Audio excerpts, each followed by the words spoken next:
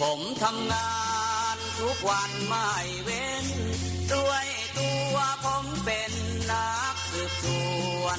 ช่วงเวลาต่อจากนี้ไปเข้มข้นทุกข่าวสารกับรายการเอิ้นให้ลุกปลุกให้ตื่นมั่นใจกับลูกเขยลาหาข่าวมาฝอยสู่ฟังของเรามาเร็วกันเถิดแม่เอวกลมข่าวใหม่ๆสดใสทุกตอนโปรดรับฟังบางอ่อนข่าวร้อนๆของผมเกิดเป็นผู้หญิงนี่แสนลำบากใจจริงๆนะเธออ้าวทำไมล่ะเธอก็อย่างที่ฉันเป็นอยู่เดี๋ยวนี้แหละปวดท้องน้อยปวดบั้นเอวทรมานจริงๆซื้อกาโน่หน่อยค่ะซื้อกาโน่นะครับซื้อกาโน่นะคะจะต้องรีบไปซื้อมาแล้วล่ะกาโน่จำชื่อกาโน่คนรุ่นใหม่ใช้กาโน่ยาน้ำว่านชักมดลูกกาโน่จัดจำหน่ายโดยบริษัทเวชภัณฑ์ยากาโน่ป๊อกซอฟตี้เครื่องหมายการค้าตรามือรับเหรียญทองยกสุดท้ายยาป๊อกกล่องสีเขียวตรามือรับเหรียญทองใช้บรรเทาการปวดเมื่อยตามกล้ามเนื้อเคล็ดขัดยอกยาป๊อกน้ำมันยาป๊อกกล่องสีเขียวตรามือรับเหรียญทองบรรเทาการปวดเมื่อยเคล็ดขัดยอกมีจำหน่ายตามร้านขายยาทั่วไปโรคฤทธิ์ดุมทวารหนักเป็นแล้วทรมานเริ่มต้นจากมีอาการคันบริเวณขอบรูทวารและมีอาการปวดท่วงทวารหนักถ้าปล่อยไว้นานอาจมีแผลเป็นรูปกลีบมะเฟืองและเป็นหนอกคล้ายเดือยไก่มีเลือดไหลซึมถ้าเป็นมากจะถ่ายออกมาเป็นเลือด3 ก๊กมาแล้วยาเม็ดบรรเทาฤทธิ์ดวงทวารหนักตรา3 ก๊กยาเม็ดบรรเทาฤทธิ์ดวงทวารหนัก3 ก๊กกราฟ500ชนิดแคปซูลจัดจำหน่ายโดยบริษัทเวชภัณฑ์ยากาโน่ป๊อกซอฟตี้จำกัดเครื่องหมายการค้าตรามือรับเหรียญทองกล่องละ350 บาทมีจำหน่ายตามร้านขายยาชั้นนำทั่วไป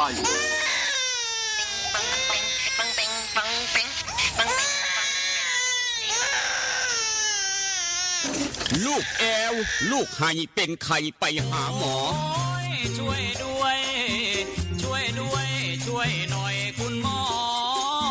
ไปคลินิกนายแพทย์จามิกรหรือว่าหมอดอดใจดีตั้งอยู่ตรงข้ามกับมินิบิ๊กซีสีเชียงใหม่ไปมาหาง่ายตรวจรักษาโรคทั่วไปเด็กผู้ใหญ่ผู้สูงอายุความดันเบาหวานตรวจน้ำตาลในเลือดโรคทางเดินอาหารทางเดินหายใจปวดกล้ามเนื้อคอกระดูกเสื่อมมีวิตามินบำรุงผิวบำรุงร่างกายบริการส่งตรวจเอ็กซเรย์คอมพิวเตอร์ตรวจคลื่นแม่เหล็กไฟฟ้าไปคลินิกนายแพทย์จามิกรตั้งอยู่ตรงข้ามกับมินิบิ๊กซีสีเชียงใหม่ตรวจดีมีมาตรฐานบริการเหมือนญาติพี่น้องเปิดบริการซุมือต้องไปหาหมอดอดใจดีสอบถามได้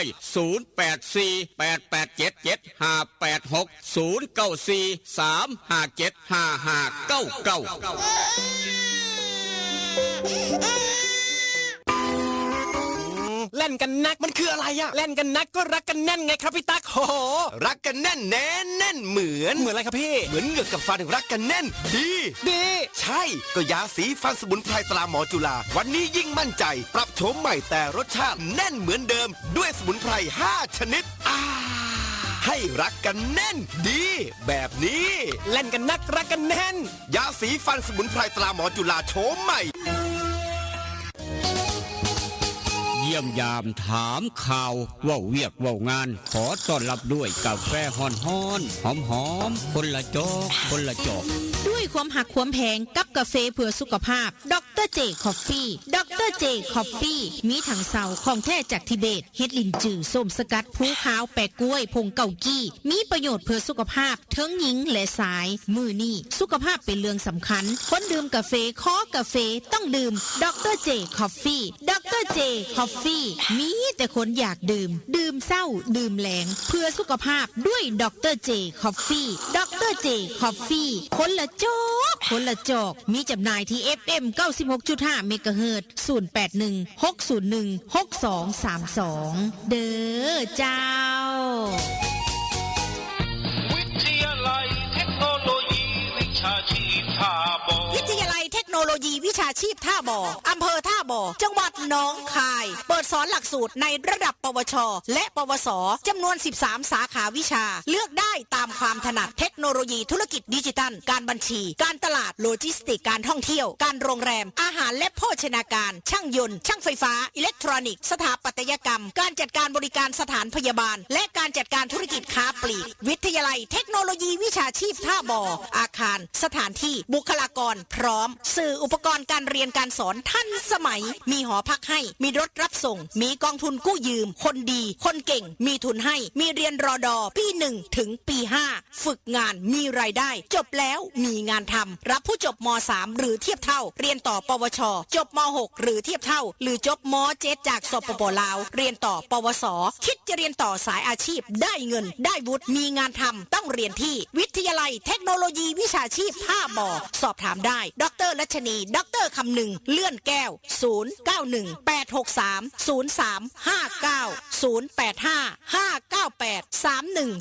0855983107สมัครเรียนได้ทุกวันนะคะ เรียนดีมีทักษะพละเก่งเคร่งวัฒนธรรม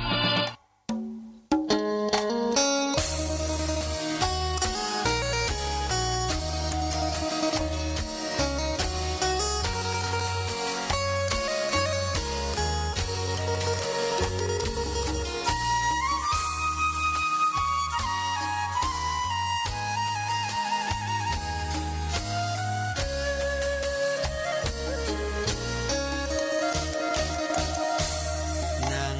จอคอคือทอดแทนอคือทอดผู้สาวเย็นลมหนาวกินข้าวแรงแล้วยังบ่นอน2 ทุ่มครึ่งเอารูปผู้สาวเบิ่งแล้วอ่อนสอน3 ทุ่มก่อนเปิดใต้หมอนเอาจดหมายมาอ่านนั่งโกโซคือทอดพะโล้เฝ้าแต่รำพึงพอตีหนึ่งเฝ้าคิดถึงคำเคยเว้ากัน2 คล้อยเขียนจดหมายน้อยไปถึงคราที่3ผ่านอ่านทบทวนแล้วเขียนใหม่อีกทีคิดฮอดอีหลีเพราะอ้ายนี้บ่เคยหักใครคือทอดหลายเพราะขวัญใจเจ้าคือชีวีคือทอดสิเป็นสิตายเพราะห่างไกลกันนานเป็นปีคิดฮอดทุกวินาทีลมหนาววีอ้ายแห่งคิดฮอดแนั่งสงลงหลับบ่ลงกระวนกระวายตี5เลยไปย้อนคิดหลายสายตาอย่างแข็งหนาวเย็นจ้อยลมวอยวอยคิดฮอดแห้งแห้ง6 โมงเช้าตะวันแดงแดงคือฮอดคำแพงจนสอดแจงจางตาอย่านอนตื่นสายอย่าอายทำกินอย่ามินเงินน้อยอย่าคอยวาสนาสุขสบายมันเสมือมันเคยเก่ากับผู้ขาลูกเคยลานามนคนทำข่าวกลับมาเว้านำผู้เจ้าดังเดิมได้เวลาสำเนละเมตูเตรียมพร้อมเรียบร้อยย่ำมื้อเช้าอากาศเย็นครับอากาศเปลี่ยนแปลงกันอยู่ตลอดมีฝนรินมาลอกปอกแปกหลายจุดหลายหม่องฝนตกบางๆเพิ่นว่าหลายหม่องฝนตกหลายหม่องครึมๆนี่ครับย่ำมื้อเช้ามื้อนี้เพราะฉะนั้นต้องใส่เสื้อกันหนาวตรงวางน้ำขวดน้อยจะน้อยถ้าอย่ามองเสลดพังพรสวมหน้ากากกันไม่สแมดล้างมือด้วยเจลล้างมือครับได้เสื้อกันฝนมาพร้อมหอบเอาเข้าทางหอนสอนใจได้คัดทุกเทกย่างโปกเป๊กโปกเปกขามทงกุนมาทามกลางอุณหภูมิเช้ามื้อนี้26 องศาครับ26 องศาเซลเซียสโอกาสฝนตกยามมื้อเช้าฝนตกเบาบางครับ 30% พี่น้องทางบ้านเฮา 30% ครับและก็ช่วงประมาณ 7 โมงกว่าก็เริ่มลดลงครับช่วงประมาณ 9 โมง 10 โมงเหลืออยู่ 9% 7% 8% ไปจนฮอด 4 โมงแรงครับ รอบบ่ายตั้งแต่4 โมงแรงเป็นต้นไปเริ่มสูงขึ้นมา 35% ถึง 65% ช่วงค่ำมีฝนครับตกแห้งกว่ายามมื้อเช้าอีกต่างหากนี่คือเวียงจันทน์สีช่องใหม่เวียงจันทน์ทอกันเป๊ะยามมื้อเช้าอุณหภูมิซ้ำกันโอกาสฝนตกซ้ำกันสีช่องใหม่เวียงจันทน์ 96.5 เสียงจากบ้านหม้อแดนสยามฟังคือกันครับด้วยความหักความแพงกับบริการเอิญให้ลูกปุกให้เดินทาง 96.5 เอาละครับปีนี้ได้กายากันตามลูกขนาดรายงานโตยังเป็นทางการครับนอกจากไฟฟ้ามอดไฟฟ้าดับนอกจากฟ้าเหลื่อมฟ้าห้องฝนตกหนักลมพัดบ่ได้มาครับแต่ว่าคันเหตุการณ์ปกติกับมาคือเก่ามาพร้อมกับยาสีฟันหมอจุฬากาแฟดรเจศูนย์ใหญ่ท่องเวียงจันทน์หาซื้อง่ายโยฮันขายยาใสสะอาดตลาดแดงหนองดวงเวชภัณฑ์ยากาโนแค่นี้พี่น้องหูจักดีเป็นยั่งของบริษัทเวชภัณฑ์ยากาโนปอกสอบที่จำกัดบวากาโนบวปอกบวสบู่ซับที่ยาทายพยาธิไวสุนิก3 กกดาบ500แบบแคปซูลกินง่ายเป็นฤทธิ์สะดวกทวารเป็นไม้เป็นเกาแวะร้านขายยาถามหา3 กกดาบ500แบบแคปซูลกินง่ายกินต่อเนื่องแล้วพี่น้องจะเห็นผลครับทุกร้านขายยาทั้งเวียงจันทน์มีขายอยากได้คำจากเสียนทองจากเสียนน้อยเสียนใหญ่แหวนวงน้อยวงใหญ่พอปูแม่ยาเตรียมมัดแขนเอาลูกไผ่พอเท่าไม่เท่าเตรียมมัดแขนเอาลูกเขยไปเอาวิสัยคำแต่ละเสียนน้อยเสียนใหญ่แหวนวงน้อยวงใหญ่ห้านขายคำแม่กองแพงคำผิวตลาดเศร้านครหลวงครับต่อหน้าบันไดเลื่อนสั้น2พี่น้องทั้งเวียงจันทน์หูจักดีปัญญังแต่ว่าลูกไผ่อยากตำบักฮงแซ่บๆให้แม่ยากินเพราะว่าแม่ยามักตำบักฮงอย่าลืมน้ำปลาแดกแซ่บนัวครัวอิ่มพุงถือใจแม่ยาปัญญังขันแม่นลูกเขยกับลาบก้อยซอยแซ่ให้พ่อเฒ่ากินเพราะว่าพ่อเฒ่ามักซอยจุอย่าลืมน้ำปลาแดกแซ่บนัวครัวอิ่มพุงใส่เข้าไปแซ่บปัญญังถือใจพ่อเฒ่าระหว่างพ่อเฒ่ากับลูกเขยครับลูกเขยใหม่เดี๋ยวนี้เราก็บอกต่อกันไปขามมาทางสีช่องใหม่บ้านเฮาครับเมื่อนี้คลินิกนายแพทย์จามิกรคุณหมอดอดใจดีเปิดคลินิกตามปกติภาคเช้า7 โมงเช้าฮอด8 โมงครึ่งยามมื้อแลง5 โมงแลงฮอด2 ทุ่มครึ่งวันจันทร์นายแพทย์จามิกรย้ายจากหมองเก่ามาอยู่หมองใหม่ครับฟังตรงข้ามบิ๊กซีสีช่องใหม่ตึก2 ชั้นอลังการครับใหญ่ทันสมัยนี่เปิดบริการพี่น้องอย่างเต็มพิกัดบาทเนี่ยเปิดพี่น้องอย่างเต็มพิกัดครับเปิดตามปกติ7 โมงเช้าฮอด8 โมงครึ่งยามมื้อแลง5 โมงแลงฮอด2 ทุ่มครึ่งพ่อแม่เป็นไข้ล้านน้อยเป็นไข้พัดตู้ไม่ใหญ่เป็นหวัดเป็นไอเป็นไข้เป็นหนาวความดันขึ้นเบาหวานขึ้นเป็นโรคเก้าไปใส่บริการคลินิกนายแพทย์จามิกรนายแพทย์ระดับปริญญาตรวจรักษาโรคทั่วไปตำแหน่งปัจจุบันผู้อำนวยการโรงพยาบาลศรีช่องใหม่เปิดอยู่ตึกใหม่ตรงข้ามบิ๊กซีศรีช่องใหม่เช้ามื้อนี้เปิด7 โมงเช้าฮอด8 โมงครึ่งยามมื้อแลง5 โมงแลงฮอด2 ทุ่มครึ่งหลวงพี่หลวงพ่อท่านพระครูรักษาฟรี8 คำ15 คำนี่คือขึ้น8 คำแรม8 คำได้บัดพี่น้อง15 คำพร้อมอีกต่างหากหลวงพี่หลวงพ่อรักษาฟรีอยู่คลินิกนายแพทย์จามิกรหรือว่าต้องการขอใบรับรองแพทย์ต้องการฉีดวัคซีนป้องกันไข้หวัดใหญ่ต้องการตรวจเครื่องอัลตราซาวด์ไปคลินิกนายแพทย์จามิกรคุณหมอดอดใจดีมองไม่ฟังตรงข้ามบิ๊กซีสีช่องใหม่ครับว้าวแค่นี้พี่น้องหูจักเอาแล้วครับออกจากคลินิกนายแพทย์จามิกรมองไม่เดินทางต่ออยากได้เนื้อไปลาบไปก้อยไปซุ้มไปแซวครับอย่าลืมอูดเนื้อสดทางโค้งบ้านพันเผากิโลละ200 เศร้าครับ200 เศร้าอูดเนื้อสดได้เนื้อสดจากอูดเนื้อสดอยากได้หนังไปสายงานบุญงานบวชงานบางงานบนทุกอย่างทุกแนวครับอย่าลืมแอร์ภาพยนตร์บ้านหัวไซทุกเรื่องหนังไทยหนังจีนหนังฝรั่งไม่เก่าได้เบิด3 หน่วยพร้อมต้อนรับพี่น้องทุกหมู่บ้านทุกตำบลทุกวัดว่าร้านต่างๆประหยัดค่าใช้จ่ายในยุคปัจจุบันยุคหาเงินยากประหยัดค่าใช้จ่ายนี่ผู้ใหญ่บ้านก็สบายใจแล้วครับลูกบ้านก็สบายใจมักกะท่ายกวัดก็สบายดีสบายใจพร้อมอย่าลืมใส่บริการหนังบ้านเฮาบ่ต้องไปจ้างฮอดเมืองอุดรครับเบิดสมัยแล้วจ้างบ้านเฮาก็เลยหนังเรื่องเดียวกันคือกันจอใหญ่จอโค้งได้จอพาโลกพร้อมมักไปได้ไปว่ากันจากแอร์ภาพยนตร์บ้านหัวไส้ครับออกจากแอร์ภาพยนตร์บ้านหัวไส้เดินทางต่ออยากติดตั้งแอร์บ้านแอร์สำนักงานส่วนราชการทุกส่วนอบตเทศบาลวัดว่าร้านต่างๆอยากติดตั้งแอร์มื้อนี้แอร์ยี่ห้อได้ก็ใหญ่จักตันใหญ่บ่ได้ก็ตามครับราคาถูกราคาประหยัด แล้วก็ได้ของแถมพร้อมไปเอายุรานเต่าทอง24ของเกตเต่าเมืองทบทางเขาเมืองทบตึกสีเหลืองห่างจากแยกไฟแดงน้ำมงเพียง300 เมตรด้านซ้ายมือด้านขวามือกำลังก่อสร้างยังบ่แล้วนั่นละโชว์รูมแอร์บ้านขนาดใหญ่ที่สุดของหนองคายยูหัน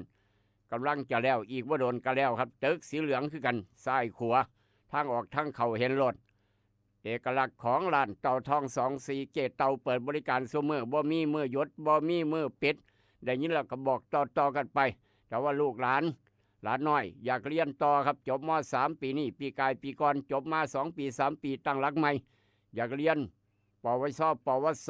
ม.3 เรียนต่อปวสม.6 เรียนต่อปวสพี่น้องเวียงจันทน์ม.7 เรียนต่อปวสต่างประเทศใกล้บ้านมาทางวิทยาลัยเทคโนโลยีวิชาชีพทบ13 สาขาวิชาใหม่ล่าสุดสาขาขายปลีกขายส่งขายออนไลน์จบไปตั้งบริษัทเจ้าของขายปลีกขายส่งอาจจะได้เป็นเศรษฐีน้อย100 ล้านก็ได้ไปจำหมู่บ้านไปจำตำบลไปเรียนเพิ่มทักษะวิชาชีพอยู่กับวิทยาลัยเทคโนโลยีวิชาชีพทบกับดร.คำนึงดร.และชนีรับประกันคุณภาพรับบ่อันอีกต่างหากบ่เว้นวันเสาร์วันอาทิตย์ไปปรึกษาได้ไปเบิ่งได้สถาบันการศึกษาที่ทุกคนในการยอมรับต้องยกให้วิทยาลัยเทคโนโลยีวิชาชีพทบสำหรับพี่น้องคนสวนยางครับให้กำลังใจพี่น้องคนสวนยางหน้าฝนยามนี้ครับยามฝนลิ้นฝนตกต้องให้กำลังใจคนกรีดยางครับน้ำยางพันบ่ไหลฝนก็ตกบาดเนี่ยนี่คือปัญหาครับน้ำยางบ่ไหลบ่คักนายางแข็งย้อนปลูกมาโดน10 ปี20 ปี30 ปีอย่าลืมใส่นาโนบูอ้ายของนาโนพัดสูตรเข้มข้นถ้านายางเพิ่มพลังน้ำยางไหลออกมาหลายครับขนาดใส่มาหลาย10 ปี20 ปีแล้วปลูกมาโดนนายางแข็งนายางตายนี่คือปัญหาต้องใส่นาโนบูไปกำจัดนายางจะได้นิ่มกรีดง่ายถือใจคนกรีดยางน้ำยางไหลออกมาดีได้น้ำหนักขายได้ราคาครับราคายางเริ่มบวกแล้วราคายางเห็นแล้วครับเริ่มบวกขึ้นมากคือเก่าเพราะฉะนั้นอย่าลืมใส่นาโนบูกำลังแถมเสื้อพร้อมช่วงนี้นาโนบูอ้ายนาโนพัดกำลังแถมเสื้อสวยๆซื้อ1แถม1ซื้อ10แถม10ไปเอาอยู่ร้านแต่การเกษตรแต่เอี่ยมแห่งสีชมัยร้านดาวแดงการเกษตรบ้านป่าสังเหนือทางมาทางดอนป่าเปื่อยบ้านหมอร้านสังคมการเกษตรอำเภอบ้านผือร้านวิลิตอย่างพระอำเภอบ้านผือเป็นตัวแทนจำหน่ายใกล้หมดได้ใส่บริการมหันนาโนบูซื้อนาโนบู1 ขวดแถมเสื้อ1 ตัวเฝ้าไปใส่บริการด่วนใส่ดีแล้วต้องบอกต่อยาท่านายางสูตร2 พลังสูตรเข้มข้นอ้ายของนาโนพัดได้ยินแล้วก็บอกต่อสำหรับพี่น้องคนสวนยางหูจักดีปัญญังท่ามกลางอุณหภูมิเปรียบเทียบโลกใบเดียวกันเศร้ามื้อนี้ทางสีชมัยครับ26 องศาเซนเซียสโอกาสฝนตกยามมื้อเช้า 32% ฝนตกลิ้นเบาบางแต่ว่าสวยมาประมาณ7 โมง 8 โมง 9 โมงเหลืออยู่9% ครับ 7% 8% ไปจนฮอด16 นาฬิกา 4 โมงแรงเวียงจันทร์คือกันรอบค่ำรอบดึก 35% ถึง 65% มาตามนัดทางกรมอุตุเพิ่นบอกไว้หลายจังหวัดหลายหม่องและบ่อนน้ำขังน้ำท่วมครับน้ำขังน้ำท่วมฝายขาดนี่มาตามนัดแน่นอนขนาดนี่คือสภาพดินฟ้าอากาศทางบ้านเฮายามมื้อเช้าฝนตกเบาบางครับสีชมัยเวียงจันทร์เหลียวเห็นกันไปเบิ่งทางผาตากเสือจักหน่อยผาตากเสือเดียวนี้ครับอุณหภูมิทอกันกับภาคพื้นดิน26 องศาเซนเซียสผาตั้งดงต้องห้วยเสงงัวครับมองน้ำตกทานทองโอกาสฝนตกยามมื้อเช้าทางผาตากเสือ 19% ครับมีเมฆมากแต่ว่าก็ไปเที่ยวผาตากเสือเตรียมห่มไปพร้อมเตรียมเสือกันฝนไปนำครับฟ้าฝนจะตกแห้งตกหนักอยู่ช่วงประมาณบ่ายโมงเป็นต้นไปจนฮอดซอดแจ้งจังปังเดี๋ยวก็แห้งเดี๋ยวก็คอยเฉลี่ยแล้วประมาณจัก 40% 45% ครับมีรอบประมาณ16 นาฬิกาผาตากเสือจะฝนตกประมาณ 65% นี่ทั้งผาตั้งผาตากเสือประมาณนั้นรอบบ่ายรอบ16 นาฬิกาครับผาตากเสือเอาละครับจากผาตากเสือเวียงจันทร์ศรีชมัยไปเบิ่งทางผู้เรือจังหวัดเลยจังหน่อยผู้เรือจังหวัดเลยเช้ามื้อนี้อากาศเพิ่นมาตรฐานครับโอกาสฝนตกยามมื้อเช้า 16% 23 องศาเซนเซียสมีเมฆมาก โอกาสฝนตกลิ้นตกแห้งตกคอยเฉลี่ยแล้วประมาณ 30% ตลอดเส้นทางจนสอดแจ้งจังปังมีฝนครับไปผู้เลือดเตรียมห่มไปพร้อมเตรียมเสื้อกันฝนไปน้ำก็แล้วกันตกลิ้นเบิดมือละประมาณนั้นครับเดี๋ยวก็หยุดเดี๋ยวก็ตกเอิ้นว่าตกลำคาญบ่เพิ่นว่าหรือว่าจังไหนประมาณนั้น23 องศา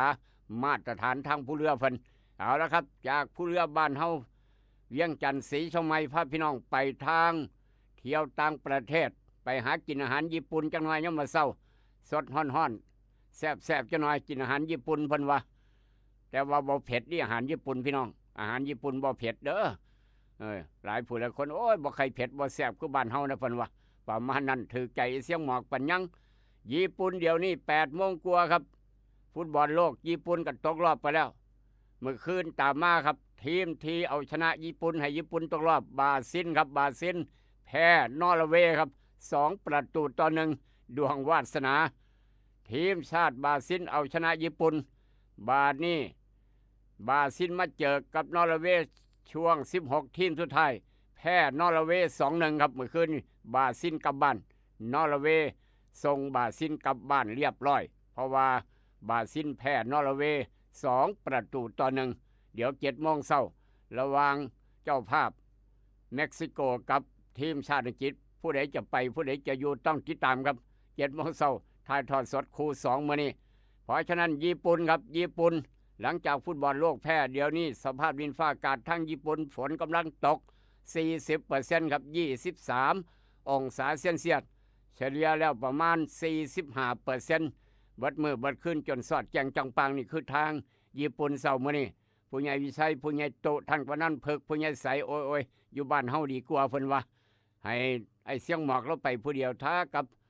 อบต.สกลให้ไปญี่ปุ่นซะเพราะว่าคณะ4 ก่อนเสาร์เวียกหลายวันจันทร์เวียกการงานเมืองหลายแท้ๆเอาบอกว่ากันให้กำลังใจทีมงานกำนันผู้ใหญ่บ้านเบิดทุกหมู่บ้านก็แล้วกันครับนี่คือทางญี่ปุ่นเช้ามื้อนี้มีฝนตกอุณหภูมิเย็นสบาย23 องศาจากญี่ปุ่นไปเบิ่งทางสวิตเซอร์แลนด์ครับทางสวิตเซอร์แลนด์ถือใจพ่อเชษฐ์ไปยังถือใจผู้ใหญ่ม่วนบ้านฝางครับเพราะว่าบ่ได้ไปสวิตแม้นฝนจะบ่ตกอากาศเย็นสบายบ่ได้ไปเพราะว่าหมากปาล์มราคาดีนอนเฝ้าสวนปาล์มดีกว่า21 องศาเซนเซียสทางสวิตเซอร์แลนด์ตี 1กว่าไม่มีฝนนี่คือสภาพดินฟ้าอากาศทางสวิตเซอร์แลนด์ทางยุโรปครับจากยุโรปสวิตเซอร์แลนด์ลืมบ่ได้พาพี่น้องไปเที่ยวเสียงขวาง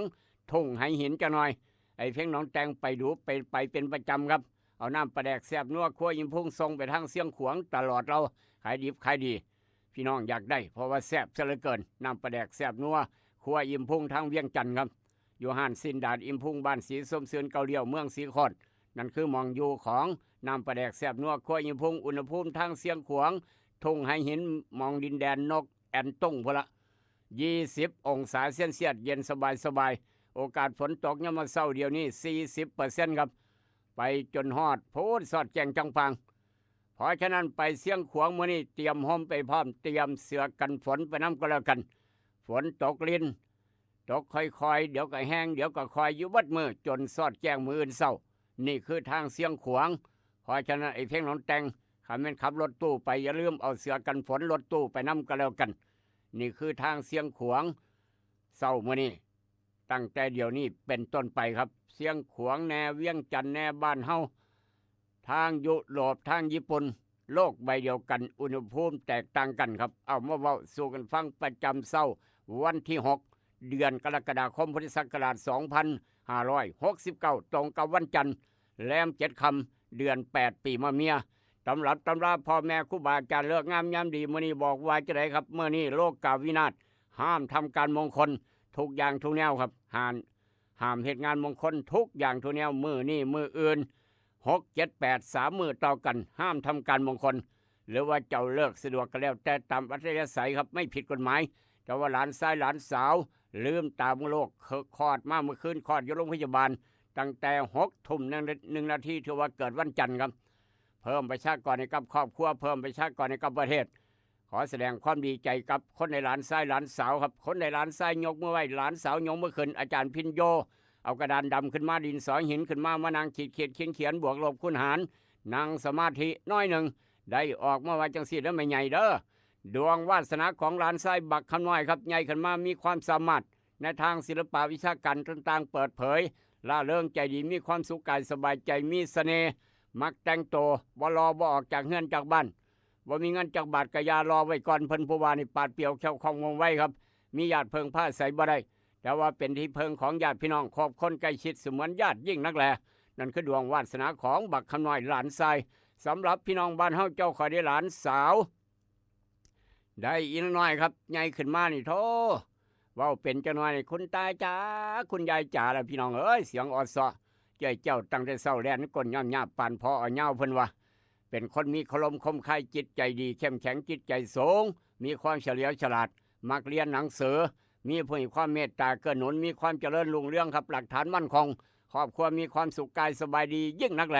นี่คือดวงวาสนาของหลานสาวหลานชายที่แน่ๆเลี้ยงในน้ำนมแม่เอาคักเอาแคนกระโลดสมองจะได้ดีปัญญาจะได้เลิศขอแสดงความดีใจน้ำอีกรอบหนึ่งสำหรับพี่น้องบ้านเฮาเจ้าคอยที่เกิดวันจันทร์ครับผู้ใดเกิดวันจันทร์ยกมือไว้อ้าวเท้าเฮืองเท้าหมอนทางตลาดสมอนอย่าลืมร้องเพลงแฮปปี้เบิร์ธเดย์ให้แม่สินเด้อให้แม่สินเราเกิดวันจันทร์ครับวันไข่วันเกิดของเราเมื่อเนี่ยเท้าเฮืองต้องให้กำลังใจเป็นพิเศษจักหน่อยนี่ทางตลาดสมอนร้องเพลงแฮปปี้เบิร์ธเดย์เต็มตลาดครับนี่สลับดวงวาสนาคนเกิดวันจันทร์ทุกมองทุกบอลทุกเสียงทุกสายพลังเงียบพร้อมอีกต่างหากกับกาโน่ปอกสบู่ซับที่ยาทายพญาตไวสนิก3กกดาบ500แบบแคปซูลกินง่ายทุกร้านขายยามีขายสีชมไมบ้านเฮาก็มีขายครับลุงเรื่องฟาร์มานี่พี่น้องเข้าไปรดอยู่หน้าตลาดก็มีขายคือกันเวชภัณฑ์ยากาโน่ปอกซอบที่จำกัดยาสีฟันหมอจุฬาก็มีขายคนเกิดวันจันทร์ดวงวาสนาตื่นแต่เช้าหนึ่งเข้าใส่บาตรเพื่อได้นอนตื่นสวยเทวดาเพิ่นจมเอาเท่าเฮืองเท่าหมอนอย่าเฝ้าคุยกันแล้วกันยกกาแฟดอกเตอร์เจนเงียบตั้งใจฟังจะหน่อยดวงวาสนาคนเกิดวันจันทร์มื้อนี้ครับเมื่อนี้คนเกิดวันจันทร์การใส่จ่ายเงินช่วงนี้บ่ควรฟุ่มเฟือยบ่ควรใส่หลายครับควรรู้จักเก็บออมและระมัดระวังในการดำเนินชีวิตให้มากขึ้นจะมีเรื่องวุ่นวายด้านความรักความใคร่การกินข้าวการกินอาหารที่แปลกๆและอากาศที่เป็นพิษแล้วก็เปลี่ยนแปลงอย่างรวดเร็วใจเฮ็ดให้มีการเจ็บไข้ได้ป่วยบ่สบายได้เมื่อนี้จะได้รับของฝากของขวัญมีงานใหม่ๆเข้ามาเฮ็ดรายจ่ายเบิดเปลืองไปกับการสมาคมภาษีสังคมงานสังคมสงเคราะห์คนหักปรับความเข้าใจกันได้ยิ่งนักแลนี่คือดวงวาสนาคนเกิดวันจันทร์วันคล้ายวันเกิดเอาอย่างนี้แหละก็บอกต่อกันไปไม่เชื่อก็ต้องพิจารณาระเบิงครับลูกขละเอามาเว้าสู่กันฟังเสื้อบ่เสื้อเป็นอีกเรื่องหนึ่งนี่คือดวงวาสนาสำหรับพี่น้องที่เกิดวันจันทร์วันคล้ายวันเกิดของหลายคนของหลายผู้หลายคนครับบอกว่าพี่น้องท่องฟังไทยพี่น้องท่องเวียงจันทร์พี่น้องฟังอยู่ต่างอำเภอต่างจังหวัดต่างประเทศทางไลฟ์สดเฟซบุ๊กทางออนไลน์พร้อมกับรายการเอิญให้ลูกโป้งเตือนกับการโนปอกสบู่ซับที่ยาทายพญาตไวสนิก3กกดาบ500แบบแคปซูลกินง่ายยาสีฟันหมอจุฬากาแฟดรเจศูนย์ใหญ่ทั้งเวียงจันทร์กาแฟดรเจยาสีฟันหมอจุฬาอยู่ห้านขายยาใสสะอาดตลาดแรงนนท์ร่วงมื้อนี้วันจันทร์คุณหมอดอดใจดีคลินิกนายแพทย์จามิกรเปิดอยู่หม่องใหม่เต็มพิกัดภาคเช้าภาคแรงเปิดตามปกติดูแลพี่น้องเจ็บไข้ได้ป่วยในพื้นที่สีชมไมพี่น้องพันไปพันมาใช้บริการได้คลินิกนายแพทย์จามิกรคุณหมอดอดใจดีฟังตรงข้ามบิ๊กซีสีชมไมวันนี้ในอดีตย้อนไปว่าเรื่องคุณหมอจังไงครับว่าเรื่องคุณหมอเมื่อนุ่มน้อยกระดานดำไปสอกอาจจะลืมไปแล้วครับโอ้บอลเราสมอกใจแล้วบ่ทีมชาติบราซิลตกรอบกลับบ้านนี่เหรอนอร์เวย์ส่งบราซิลกลับบ้านนุ่มน้อยกระดานดำไปสอกบ่ปากจักคำกับเมื่อยแอกแรกแล้ววะพอเราเชียร์บราซิลเนี่ยแฟนคลับบราซิลดิฮันนุ่มน้อยกระดานดำให้สอกเอาละครับกลับมาทางคุณหมอครับนี่ต้องขอบคุณผู้นี้แท้เอาเจ้าคอยค้นเบิดโลกใบนี้ต้องขอบคุณเพิ่นขอบคุณจะไหนครับวันที่6เดือนกรกฎาคมปีพุทธศักราช2428ตรงกับคริสต์ศักราช1885คนเบิดโลกใบนี้ต้องขอบคุณเพิ่นครับโรคหมาวอหรือว่าโรคหมาบ้าหรือว่าโรคพิษสุนัขบ้า ต้องขอบคุณหลุยส์ปาสเตอร์ครับต้องขอบคุณมิสเตอร์หลุยส์ปาสเตอร์ประสบความสำเร็จในการทดสอบวัคซีนโรคพิษสุนัขบ้าคนคิดค้นขึ้นโรคหมาวอขันหลุยส์ปาสเตอร์บ่คิดขึ้นอยู่พอแห้งเลยแท้เจ้าข่อยให้ว่าเป็นวอห้องงงเวงวงเวงไปคือจังสุนัขนี่คือโรคพิษสุนัขบ้าถึงขั้นล้มหายใจจากพวกนี้วันธรรมดาตั้งแต่สมัยก่อนหลายคนเป็นเด็กน้อยหูจักดีครับเพิ่นแก่เพิ่นบ่มียาฉีดนี่โธ่ให้ว่าสมัยโบราณครับรักษาแบบยาสมุนไพรรักษาแบบโอ้โธ่เห็นแล้วก็เป็นตาย่านครับในบางเทื่อก็ได้เห็นแล้วก็เป็นตาย่านสมัยเป็นเด็กน้อยหลายคนอาจจะจำได้ครับผู้เฒ่าผู้โถเพิ่นพากันรักษาโรคหมาวอเป็นเด็กน้อยก็ไปนั่งเบิ่งแล้วครับไปเบิ่งผู้ใหญ่เพิ่นเฮ็ดรักษากันจังซั่นจังซี่โอ้ยได้ล่ามโซ่ไว้เลยครับโรคหมาวอได้ล่ามโซ่ไว้ห้องทั้งเฮาทั้งหอนเอ้ยบอกมาเป็นตาย่านเพราะฉะนั้นต้องขอบคุณหลุยส์ปาสเตอร์ประสบความสำเร็จในการทดสอบวัคซีนโรคพิษสุนัขบ้าตั้งแต่มื้อนั้นจนฮอดมื้อนี้ครับตั้งแต่ปี 2428 จนฮอดปี 2569แต่เฮาเจ้าค่อยลูกหลานเกิดมารุ่นต้องขอบคุณเพิ่นหลุยส์ปาสเตอร์ครับนักเรียนนักศึกษาจำไว้บ่สิหลายความรู้รอบโตวันนั้นในอดีตแต่ว่ามื้อนี้ปัจจุบันน้ำบ่ไหลไฟบ่สว่างหนทางบ่ดีว่ากันเข้ามาแจ้งกันเข้ามาครับทุกเสียงทุกสายทุกหมู่บ้านทุกตำบลหรือว่าอยากเว้าอยากว่าขอให้มีประโยชน์ต่อหมู่บ้านมีประโยชน์ต่อชุมชนต่อคนหมู่มากแจ้งกันเข้ามา0816016232อยากค้าอยากขายสวนผลไม้ละไม้เอิ้นคนไปซื้อซอยมีป่าหลายอยู่น้ำทงไห้ทงหน้าสาป่าพอดีดูดน้ำป่าหลายครับเอิ้นคนไปซื้อซอยก็ว่ากันเข้ามา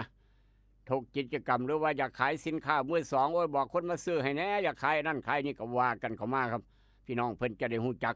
0816016232ทุกปัญหาบอกกันเข้ามาเบอร์เก่าเบอร์เดิมเบอร์ประจำตำแหน่งกับรายการเอิ้นให้ลูกปุ๊กมาเตือนขอบบุญขอบคุณทุกหมู่บ้านทุกหอกระจายข่าววันจันทร์ฟังสบายครับผู้ใหญ่บ้านกำลังเปิดดังๆให้พี่น้องฟังไปพร้อมบ้านป่าสักใต้หมู่เก่าผู้ใหญ่สุดามูลตรีศรีนี่กำลังเปิดดังป่าสักใต้หมู่4ผู้ใหญ่ใสเปิดดังฟังชัดเจนผู้ใหญ่วิชัยบ้านโคกหนองแวงครับบ่ต้องห่วงผู้ใหญ่ตุบ้านโนนสง่าท่านกำนันพึกกำนันตำบลพันเผามอเตอร์ไซค์คันใหญ่พร้อมตู้ถึงอปพลดีเด่นเปิดดังฟังชัดเจนครับอยู่น้ำเฮือนน้ำบ้านน้ำรถทุกหม่องพี่น้องทางบ้านเสียวท่านกำนันสกายหนองปราบปากจะว่าเป็นผู้ใหญ่บ้านบ้านเสียวพร้อมรับเงินตำแหน่งเดียวเท่านั้นผู้ใหญ่อดุลบ้านไร่ดอนไผ่โพธิ์ตากพุทธรบ้านศูนย์กลางทางบ้านกองนางแล้วก็ทางบ้านปากมางเฒ่าแก่อดิศักดิ์เฮาเป็นยังไงเนาะเฒ่าแก่อดิศักดิ์อยู่ดีมีแห้งบ่เนาะถามข่าวหาเฒ่าแก่อดิศักดิ์ทางบ้านปากมางครับเขตติดต่อระหว่างกองนางกับปากมางถนนริมโขงนี่คิดฮอดคิดหาครับลูกขลาคิดฮอดคิดหาเฒ่าแก่ใหญ่อดิศักดิ์อยู่เด้อเฒ่าแก่ใหญ่เฮาทางบ้านปากมางครับขอบุญขอบคุณทุกเสียงทุกสายทุกกำลังใจพลังเงียบทุกตอกโซหอมทั้งเวียงจันทร์พี่น้องฟังอยู่ต่างอำเภอต่างจังหวัดพร้อมอีกต่างหากทางพัดตั้งดงต้องห้วยเซงงัวครับทะลุบ้านลาดหอคำบ้านผือน้ำสมนายุ่งนางงัวพร้อมทางตลาดสดอำเภอสังคมตลาดสดเทศบาลครับพี่น้องทางตำบลหาดคำพี่น้องทางตำบลวัดธาตุอำเภอเมืองหนองคายแถวพระธาตุบังพวนพร้อมแถวตำบลบ้านเรือทาบอขอบุญขอบคุณอีกหนึ่งพี่น้องทางพูนแถววัดหลวงพ่อบาทเดียวฟังก็ได้ครับพี่น้องทางเวียงจันทร์ทุกตอกโซหอมคิวรถบัตรรถเมล์300สายใต้สายเหนือทุกเขตทุกคิวครับขออนุญาตเดินทางต่อทีมชาติบราซิลตกรอบถูกนอร์เวย์ส่งกลับบ้านเรียบร้อย2-1เมื่อคืนนี้ครับช่วงเช้า7 โมงเช้าอีกจะน้อยกับเบิงทีมชาติอังกฤษกับเม็กซิโกเจ้าภาพผู้ใดจะได้กลับบ้านติดตามตอนต่อไปก็แล้วกันคู่ที่2เช้ามื้อนี้7 โมงเช้าเริ่มเตะครับไฟแลบแน่นอนแล้วพี่น้องแบบแพ้คัดออกแบบน็อกเอาท์ครับรอบ16ทีมสุดท้ายเอาละครับที่แน่นอร์เวย์ไปนั่งทาแล้วนี่นอร์เวย์ไปนั่งทาระหว่างทีมชาติอังกฤษกับทีมชาติเม็กซิโกเจ้าภาพนี่ผู้ใดชนะไปเจอกับนอร์เวย์ครับ รอบ8ทีมสุดท้ายนอร์เวย์ไปนั่งท่าระหว่างอังกฤษกับเม็กซิโก2ทีมนี้ผู้ใดชนะไปเจอกับนอร์เวย์ส่งบราซิลกลับบ้านเรียบร้อยโอ้ยแม่นคักกันยังวะดาวซันโวมีทั้งหมด3คนกับ7ประตูน้ำกันติดตามตอนต่อไปสำหรับข้อบอลเอามาสำรวจตรวจสอบหน้าหนึ่งของไทยรัฐจังหน่อยหนุ่มน้อยกระดันดำมาศอกมื้อนี้สมอกใจเลยเด้อพี่น้องเอ้ยหนุ่มน้อยกระดันดำมาศอกสมอกใจเราเพราะว่าเราแฟนคลับบราซิลกลับบ้านเรียบร้อยหน้าหนึ่งของไทยรัฐเช้ามื้อนี้ฉบับมื้อนี้ว่าจะได้ไปฟังพร้อมกันเกี่ยวกับผงขาวโอ้ยพี่น้องเอ้ยยาเสพติดมันคือหลายคักแท้ไปหมดในมิตรยาเสพติดโทบ่ว่าผงขาวบ่ว่ายาบ้ายาโอ้ยสารพัดแต่ละมือมีตั้งแต่ยาเสพติดอ้อยต้อยเต็มบ้านเต็มเมืองครับว่าเป็นตะย่านไปหน้าที่บ้านนี้เนาะสังคมในโลกยุคปัจจุบันครับขึ้นหน้าหนึ่งเทเลอร์ของไทยรัฐเช้ามื้อนี้ครับจับหนุ่มพะเยาจับหนุ่มทางภาคเหนือจังหวัดพะเยายัดผงขาวฝากแอร์บินไทยนั่นแหละครับถูกจับเรียบร้อยขยายจากไรเดอร์ชาวมง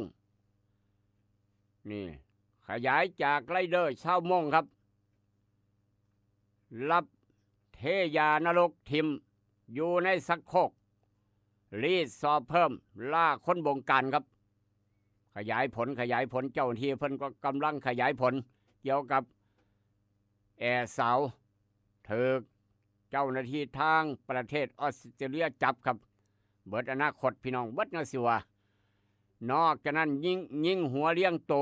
กอบร่องกอบย่อยยิงหัวเลี้ยงโตครับเมียดับผัวไม่เจ็บนี่เห็นบ่ล่ะครับผัวเก่าเครียดหลายว่าเมียไปเอาผัวใหม่ครับผัวเก่าก็เลยยิงเมียตายยิงผัวใหม่บาดเจ็บเอิ้นว่ายิงหัวเลี้ยงโตเป็นข่าวใหญ่นอกจากนั้นสเปนกระทิงดุพาดานอรหันพาดานอรหินครับทับฝอยทองพี่น้องสเปนฟาดานหินทับฝอยทองนี่กองทัพฝอยทองกับว่าคักสเปนกับว่าคักติดตามตอนต่อไปครับระหว่างสเปนกระทิงดุกับฝอยทองผู้ใดสิไปผู้ใดสิอยู่จะผ่านผู้ใดจะเข้ารอบ8ทีมสุดท้ายฟุตบอลโลกนอกจากนั้นยันนิรโทษเกี่ยวกับนิรโทษครับยันนิรโทษกรรมผ่านสภาแน่ประมาณนั้นนมใหญ่ข้างขาสลดรอบปอพอครับนมใหญ่เกิดความคุ้มข้างขาสลดรอบปอพอเกี่ยวกับยาบ้านี่ครับนี่เกิดความคุ้มข้างขารอบปอพอไต่คอรอพี่น้องเอ้ยมันคักเป็นข่าวครับนี่คือยาบ้าเต็มบ้านเต็มเมืองเพิ่นว่าจะมาหลายคักหลายแน่โทแต่ละมือมีตั้งแต่ยาบ้ามีตั้งแต่ยาเสพติดล้วนๆครับบ่อยากเห็นบ่อยากพ่อบ่อยากยินพร้อมเป็นยังคือจังหลายไปหน้าคือบ่เบิดไปหน้าบ้านนี้เป็นข่าวขึ้นหน้าหนึ่งของไทยรัฐครับจากไทยรัฐมาด่วนไทยรัฐว่าจะไหนครับขึ้นหน้าหนึ่งมาตามนัดกรมอุตุนิยมวิทยาทุกทิศทั่วไทยประกาศพายุไม่สักฉบับที่11เช็คพื้นที่ฝนตกหนัก5-6 กรกฎาคมวันที่5ฮอดวันที่6ฝนตกหนักมาตามนัดนี่คือพายุไม่สักสลายไม่ได้มอมาสอเสือมหานอากาศก่อไก่ครับนอกจากนั้นไฟใหม่ดวนกันเข้ามาครับไฟใหม่โรงงานเฟอร์นิเจอร์ทางโคราชเมืองย่าโมโคราชไฟใหม่โรงงานเฮ็ดเฟอร์นิเจอร์ขายเสียงระเบิดดังสนั่นหวั่นไหวเป็นระยะตึมต่ำย่านยังครับย่านเก่าลาดย่านเก่าครับเก่าท่าเฟอร์นิเจอร์แล้วก็ทินเนอร์เป็นเสื้อเพิงครับเสียงดังระเบิดเป็นระยะคือจังใส่กอกเพิ่นว่าประมาณนั้นโอ้โหครับเป็นตะย่านทะเลเพิงพี่น้องบ่แม่นทะเลน้ำจืดนี่ทะเลเพิงทางโคราชเป็นข่าวนอกจากนั้นมวลน้ำปลาสัตว์คันดินกัมพูชาขาดสะบั้นหลังใส่แทนสะพานใจจุ่มเนี่ยซื้อสะพานครับสะพานใจจุ่มเนี่ยที่ถึก F16 ของไทยบินถล่มครับเรียบร้อยเป็นข่าวครับมวลน้ำสัตว์ขาดสะบั้นไหลบึ้นเฮ้ยว่ามา นี่คืออีกเหตุการณ์หนึ่งครับ ทุกทิศทั่วไทย นอกจากนั้นตราดครับจังหวัดตราดฝนถล่มตำบลสตออ้วมหนัก4 หมู่บ้านจมน้ำเร่งช่วยเหลือชาวบ้านครับเป็นข่าวทางจังหวัดตราดเมียวดีลบดูเดือดลูกปืนครอบฟังพม่าตกฟังไทยทะลุหลังคาบ้านตุบหึมรถโอ้ยชาวบ้านพี่น้องบ้านเฮาหมอบราบคาบครับหมอบราบคาบหลบ5 กระสุนจากลูกหยังเป็นลูกหยังบ้านนี่โอ้ยโถกินข้าวอยู่กันแลนหลบเนาะนี่เนาะโพดเหลือครับเป็นตะย่านเอาเป็นข่าวนั่นคือทางฟังพม่าครับฟังพม่าตกใส่ฟังประเทศไทยครับแถวเมียวดีลบดูเดือดโอ้โพดเหลือครับถือจานเข่าแลนกับมีบานนี้โอ้ยว่ามาครับนอกจากนั้นพายุไม่สักขึ้นฟังประเทศเวียดนามเรียบร้อยพายุไม่สักขึ้นฟังประเทศเวียดนามเรียบร้อยเตือนประเทศไทยฝนตกหนักบางพื้นที่5-6 กรกฎาคมนี่คือเกี่ยวกับพายุไม่สักกำลังอาละวาดครับพายุไม่สักกำลังอาละวาดบ่แม่นตั้งแต่ยาเสพติดอาละวาดนี่พายุไม่สักอาละวาดเป็นข่าวด่วนเข้ามาทุกทิศทั่วไทยของไทยรัฐตู้ถึง0816016232ครับอปพลดีเด่นมีอันใดกดกันเข้ามาคนอนุญาตรับสายจากทางบ้านพันเผาสวัสดีครับ ครับสวัสดีครับอาจารย์ ครับผม มื้ออื่นครับก็ได้ออกพ่นหมอกควันยุงลาย โอ้มืออื่น ครั้ง พ่น ที่สอง ครั้ง ครับ ที่ 2มืออื่นพ่นหมอกควันยุงลายครั้งที่ 2 วัน ครับ ที่ 7 กรกฎาคมครับ เริ่มวันที่7 กรกฎาคม ครับ ก็สิพ่นหมู่10ก่อนนะครับ หมู่ ภาค 10 เฝ้า ก่อน ตาม ภาค ตา เฝ้า รางนะครับ ครับ ภาคบ่ายก็สิไปหมู่11บ้านหัวซ้ายครับ หมู่10หมู่11บ้านหัวทราย ครับ ครับ แล้วก็บ่ายแล้วจากโซนหมู่ที่1ก็สิพ่นหมู่ที่2ช่วงสายทงนา โอ้ เส้นลัดเส้นทางลัดไปทางปราสาทนะครับ โอ้เส้นทางลัดไปทางแอร์ภาพยนตร์ แม่นแถวบ้าน ครับ แอร์ภาพยนตร์ล่ะครับ นั่นละบ้านแอร์ พ่ ภาพยนตร์ไปทางนั้น เป็นช่วงของมื้ออื่น ครับ แล้ววันที่8ก็สิพ่นหมู่12โซนในบ้าน ครับ แล้วหมู่12ก็สิไปบ้านโคกหนองแวงหมู่9บ้านผู้ใหญ่วิชัยพุ่นล่ะครับ ครับ มื้อละ2หมู่ครับ มือละ2หมู่เนาะ เลยแจ้งให้อาจารย์ทราบครับ มือละ เท่า 2 นี้ ห ก็มี มู่ แค่นี้แหละครับ ค อา รับ จารย์ ผม สวัส เริ่ม ดีครับ เดินหวัดดีครับ นั่นคืออปพลดีเด่นหัวหน้าทีมครับหัวหน้าทีมหน่วยกล้าหาญหน่วยกล้าหาญนี่พี่น้องหน่วยกล้าหาญนี่หัวหน้าทีมตัวถึงเอาอย่าลืมพ่นยากันยาปราบยุงครับ หมายความว่า ทีมงานหน่วยปราบยุงของอบตพันเผาไปใส่มาใส่พี่น้องให้การต้อนรับพี่น้องให้การต้อนรับให้กำลังใจ เครื่องดอกเครื่องดื่มมาได้ก็ว่ากันไปเด้อทางตำบลพันเผาทุกหมู่บ้านก็แล้วกันตู้ถึงเพิ่นแจ้งกันเข้ามาครับเริ่มออก ปราบยุงลายมืออื่นรอบ2ครับหมู่10ต่อไปหาหมู่11หมู่10อยู่ภาคเช้าอยู่หมู่10ภาคบ่ายหมู่11ถ้าเวลาเหลือไปต่อหมู่12ประมาณนั้นเอาให้กำลังใจอย่างเต็มพิกัดหมู่อื่นๆตำบลอื่นๆอบตอื่นก็แจ้งกันเข้ามาครับมีรอบ2น้ำเพิ่นบ่ว่ากันเข้ามาแจ้งเข้ามาขออนุญาตเดินทางต่อเรื่องบ่ได้พาพี่น้องไปยามถ้ำจังหน่อยครับไปในทุกทิศทั่วไทยในประเทศไทยบ้านเฮา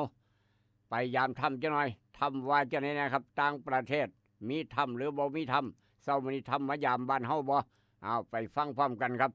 ดวลกันเข้ามาว่าจังไหนโอเปกกลุ่มโอเปกครับตกลงขยายกำลังผลิตน้ำมันเพิ่มอีก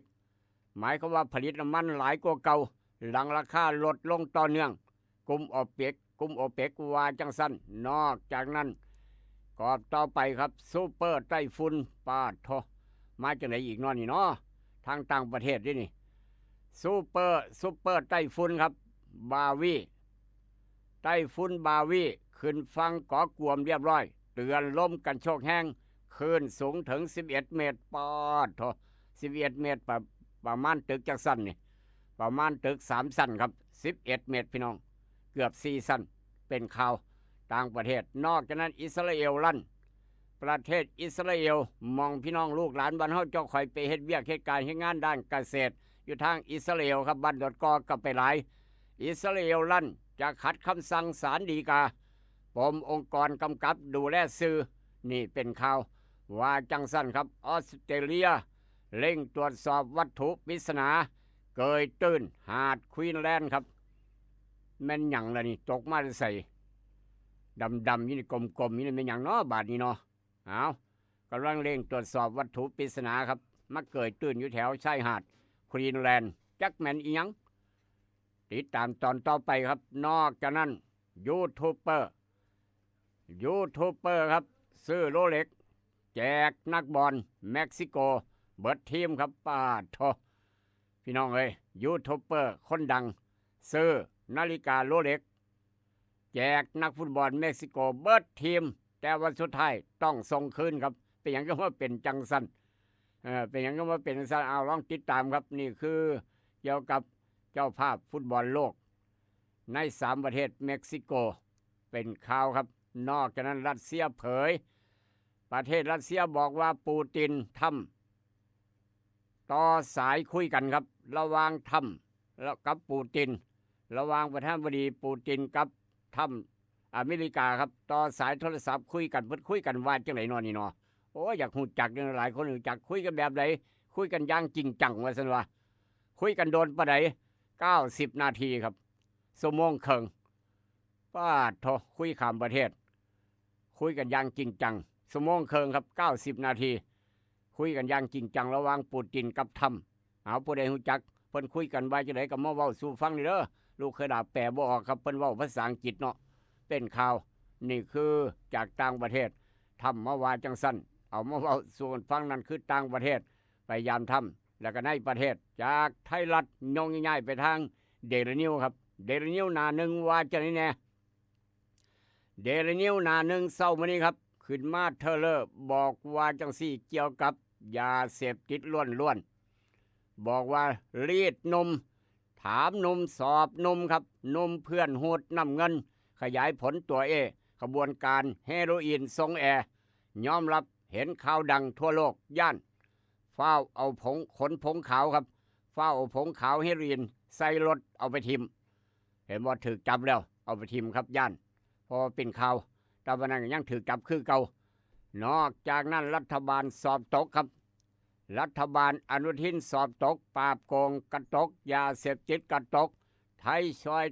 ไทยโครงการไทยซอยไทยพัดทำแต้มอนุทินได้ดาวเด่นเพิ่นว่าเด่นด้านใดล่ะพี่น้องทลายผับต่างชาติเปิดเย้ยเจ้าหน้าที่ผิดกฎหมายเพียบสลงพื้นที่เบิ่งกับตา2 หม่องบ่มีใบอนุญาตทลายผับต่างชาติเปิดเย้ยเจ้าหน้าที่ขอเบิ่งใบอนุญาตบ่มีทั้ง2 หม่องเพิ่นว่าจอถอดบทเรียนพี่น้องงัวหายล้อมคอกนี่คือประเทศไทยขนาดแท้อยู่แล้วงัวหายล้อมคอกครับจอถอดบทเรียนเด็กซิ่งขับรถตำพะวางมาตรการเชิงลุกป้องกันเหตุซ้ำซากจี้เร่งสืบหาผู้ดูแลผู้รับผิดชอบ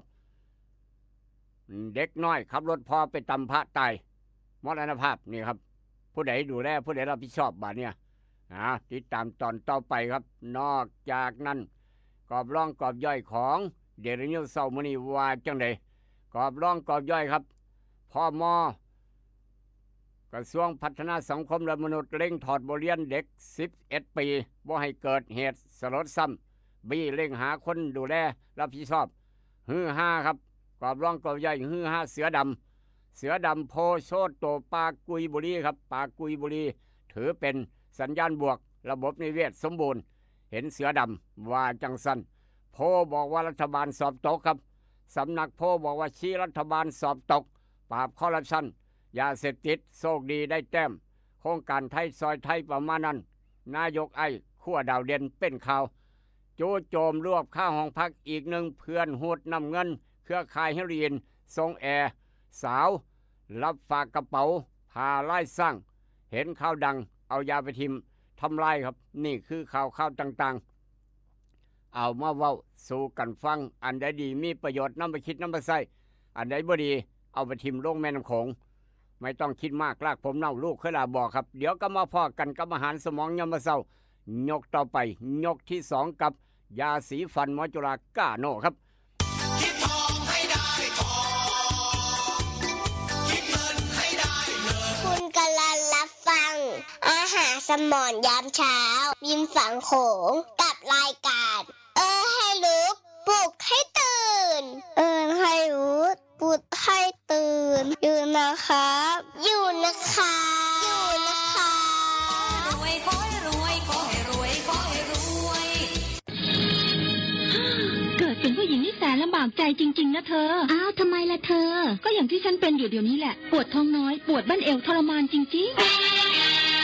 ซื้อกาโน่หน่อยค่ะซื้อกาโน่นะครับซื้อกาโน่นะคะจะต้องรีบไปซื้อมาแล้วล่ะ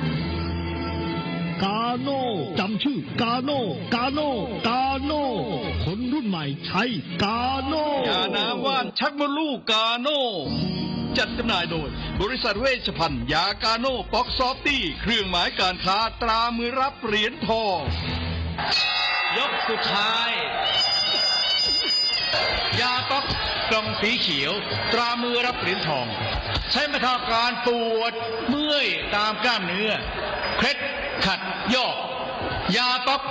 น้ำมันยาป๊อกกล่องสีเขียวตรามือรับเหรียญทองบรรเทาการปวดเมื่อย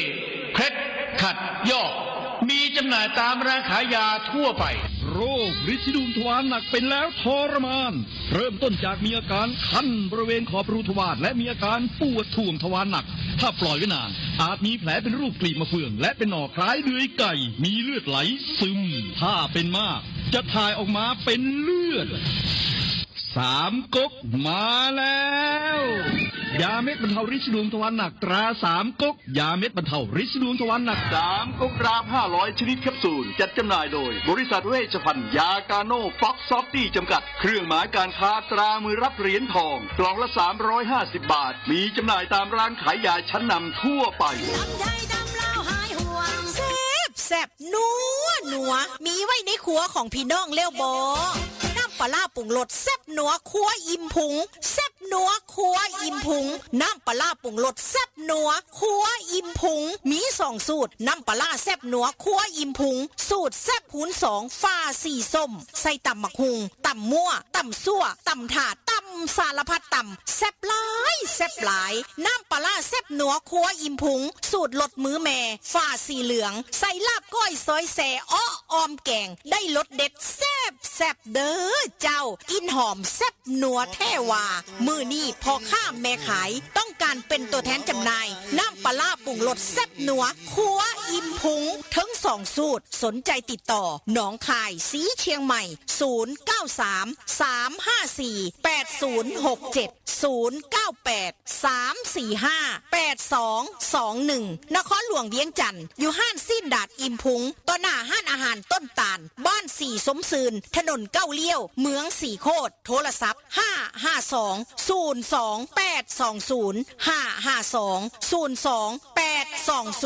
แล้วจะได้น้ำปลาร้าแซ่บนัวครัวอิ่มพุงน้ำปลาร้าแซ่บนัวครัวอิ่มพุงทั้ง2 สูตรนัวโหน่งถือใจนัวได้แซ่บได้ถือใจแท้ๆเด้อเจ้าสาวเมืองนอกเมืองนาฝรั่งมังคะเขาย่องอร่อยดีจำกันบ่ได้กา เจ้าเก่าเจ้าเดิมร้านเต่าทอง24 นอจำหน่ายเครื่องดื่มเมืองทบจากวันนั้นมาเป็นวันนี้สบายร้านเต่าทอง24ร้านเต่าทอง24ศูนย์บริการแอร์บ้านทุกยี่ห้อทุกขนาดพร้อมติดตั้งราคาถูกเลือกได้แอร์เก่าแลกแอร์ใหม่ได้ราคาดีเต่าทอง24เจ้าเก่ายังบริการน้ำยาแอร์น้ำยาล้างแอร์อุปกรณ์ไฟฟ้าอุปกรณ์ประปามีครบจบทีเดียวเต่าทอง24อยู่ตึกสีเหลืองซ้ายและขวามือคือเต่าทอง24ทางเข้าเมืองทบห่างแยกไฟแดงน้ำมง300 เมตรเท่านั้นหรือว่าติดต่อเจ๊เต่า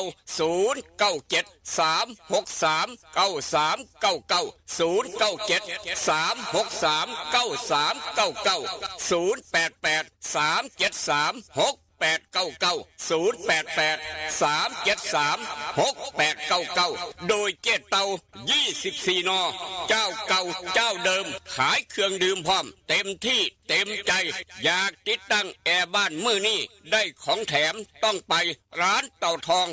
24โดยเจ๊เต่าเมืองทบเปิดบริการทุกวัน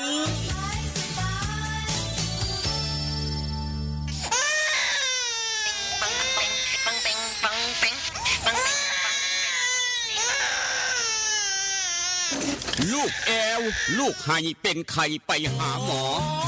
ช่วยด้วย ช่วยด้วย ช่วยหน่อยคุณหมอ ไปคลินิกนายแพทย์จามิกรหรือว่าหมอดอดใจดีตั้งอยู่ตรงข้ามกับมินิบิ๊กซีสีเชียงใหม่ไปมาหางายตรวจรักษาโรคทั่วไปเด็กผู้ใหญ่ผู้สูงอายุความดันเบาหวานตรวจน้ำตาลในเลือดโรคทางเดินอาหารทางเดินหายใจปวดกล้ามเนื้อคอกระดูกเสื่อมมีวิตามินบำรุงผิวบำรุงร่างกายบริการส่งตรวจเอ็กซเรย์คอมพิวเตอร์ตรวจคลื่นแม่เหล็กไฟฟ้าไปคลินิกนายแพทย์จามิกรตั้งอยู่ตรงข้ามกับมินิบิ๊กซีสีเชียงใหม่ตรวจดีมีมาตรฐานบริการเหมือนญาติพี่น้องเปิดบริการสู้มือต้องไปหาหมอดอดใจดีสอบถามได้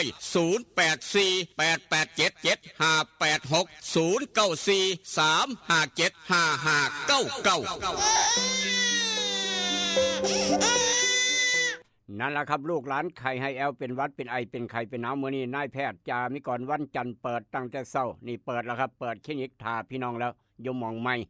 อยู่ฝั่งตรงข้ามบิ๊กซีสีเชียงใหม่บ้านเฮาครับอยู่ฝั่งตรงข้ามบิ๊กซีสีเชียงใหม่บ้านเฮาคลินิกนายแพทย์จามิกรเพิ่นตั้งอยู่หม่องใหม่แล้วเด้อย้ายจากหม่องเก่ามาอยู่หม่องใหม่อย่างสมบูรณ์แบบเลยครับเปิดเช้าเปิดแรงเปิดบริการตามปกติจองคิวได้ปรึกษาได้สอบถามได้กับคุณหมอดอดใจดี0836769581 อยากได้เนื้อสดกิโลละ220ถามอูดเนื้อสดสั่งอูดเนื้อสดได้เท่าหลายสำใดสั่งหลายส่งฮอดหม่องเสียอูดใจเกินล้านคูณ2แถมพร้อมอีกต่างหากเนื้อลาบเนื้อก้อยเนื้อต้มเนื้อย่างเนื้อปิ้งซุ่มแซวกันฉลองวันเกิดฉลองนั่นฉลองนี่ก็ว่ากันไปฉลองตำแหน่งอสมประธานอสมหัวหน้าอสมยังก็ว่ากันไปได้เบิดพี่น้องเบอร์โทรศัพท์อูดเนื้อสดโทรหาเพิ่นสั่งได้สอบถามได้ว่าเบิดหรือจังบ่เบิดเนื้อใหม่ๆเฮ็ดใหม่ๆขึ้นเขียงใหม่ๆบ่พันตู้แช่บ่พันตู้เย็นกิโลละ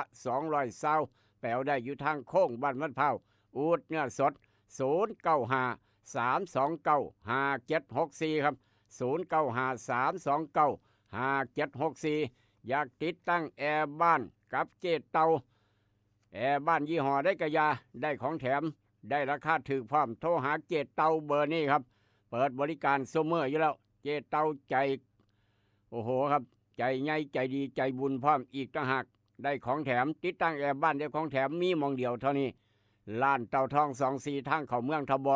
0973639399 อีกเบอร์หนึ่ง0883736899ได้ยินเราก็บอกต่อกันไปอยากได้เบอร์โทรศัพท์น้ำปลาแดกแซ่บนัวครัวยิ้มพุ่งทางเวียงจันทร์พ่อค้าแม่ขายกำลังนำหาน้ำปลาแดกแซ่บนัวครัวยิ้มพุ่งครับโทรเบอร์นี้หาเถาแก่ใหญ่เพิ่นผู้จัดการใหญ่เพิ่น552022820ส่งฮอดเฮือนฮอดบ้านทุกเมืองทุกแขวงทุกตอกซอกหอม552022820พี่น้องสีช่องใหม่ทบสังคมโพธิ์ตากโทรเบอร์นี้0983458221อำเภอเมืองหนองคายครับ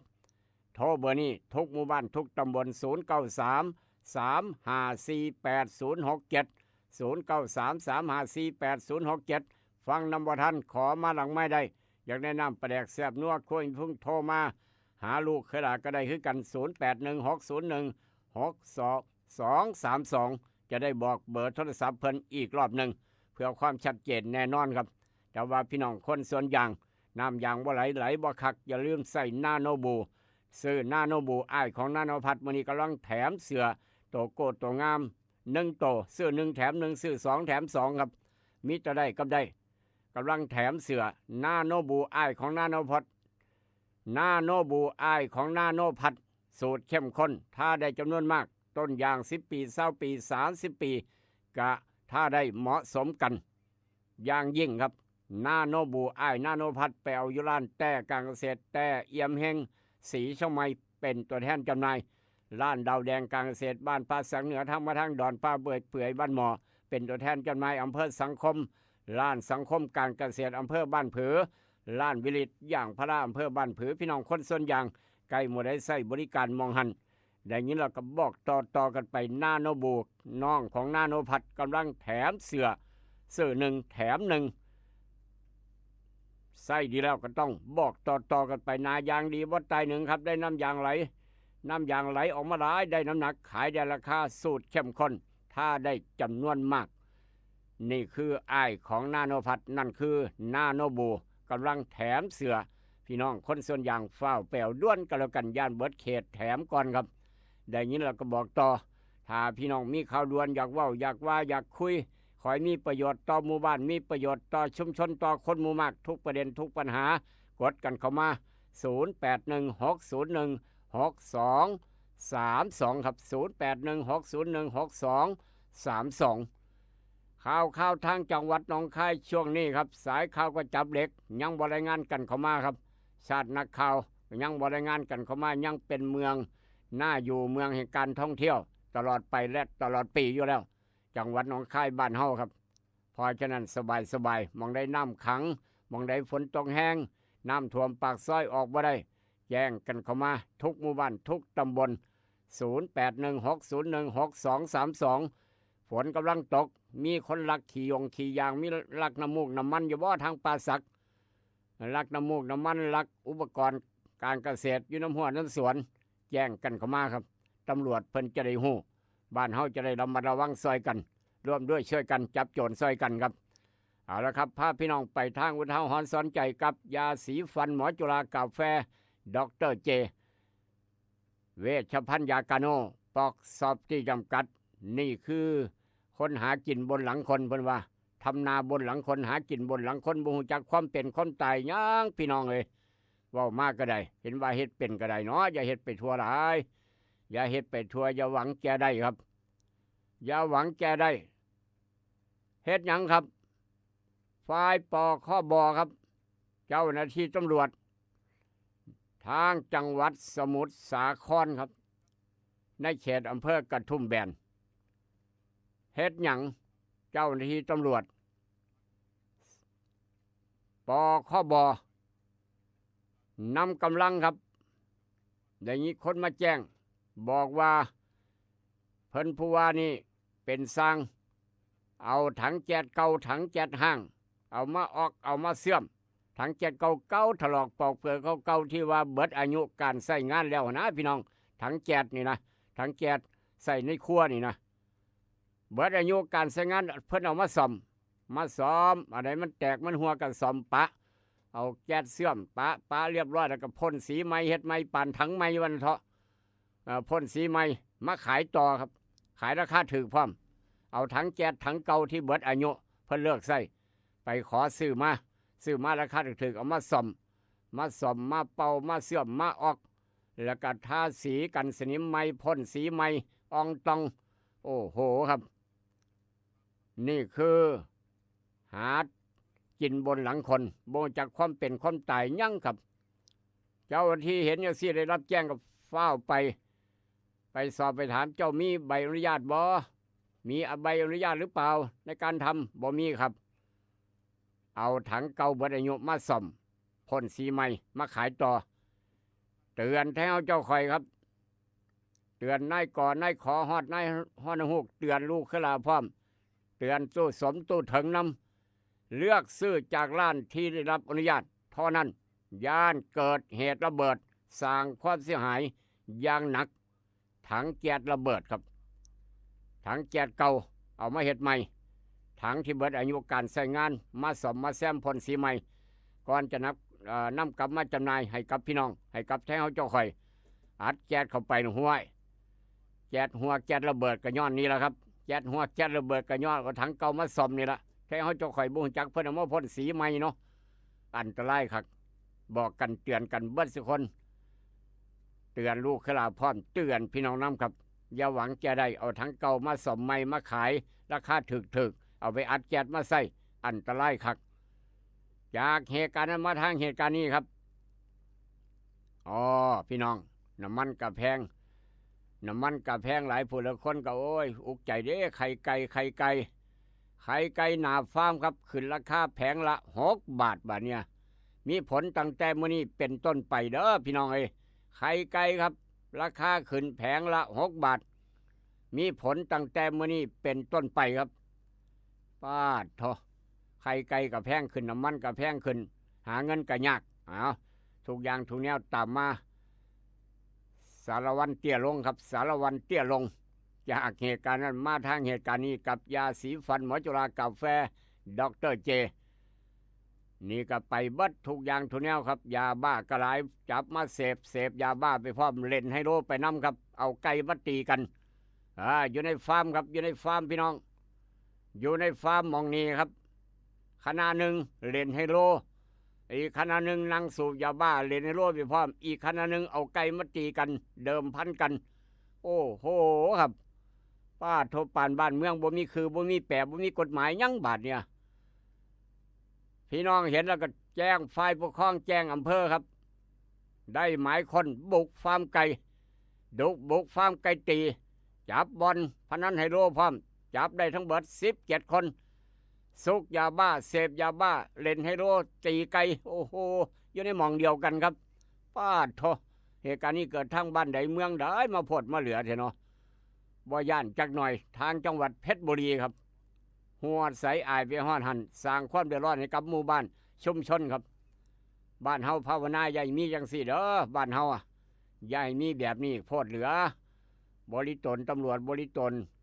ฝ่ายปกครองเนี่ยบ่หรือว่าจังได